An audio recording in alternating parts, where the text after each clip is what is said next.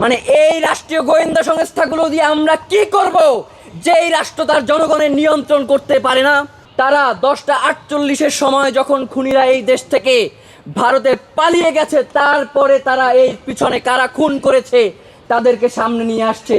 সুতরাং আমরা এইটাকে কোনোভাবে এই যে খুনিকে পার করে দেওয়ার একটা পায়তারা রাষ্ট্রের পক্ষ থেকে হয় নাই, এই আশঙ্কা মুক্ত আমরা না।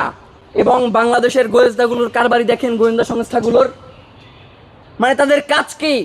তাদের কাজ কি? ওসমান হাদির যারা সহযোদ্ধা ছিলেন তাদের কাছে রাত 11টায় ফোন করে যেই স্থানে শহীদ ওসমান হাদি খুন হয়েছেন সেইটার সিসিটিভি ফুটেজ চাওয়া। আমরা আশঙ্কা করছি যে এই গোয়েন্দা সংস্থাগুলোর এই খুনের পিছনে প্রত্যক্ষ বা পরোক্ষ জড়িত থাকার সম্ভাবনা থাকতে পারে।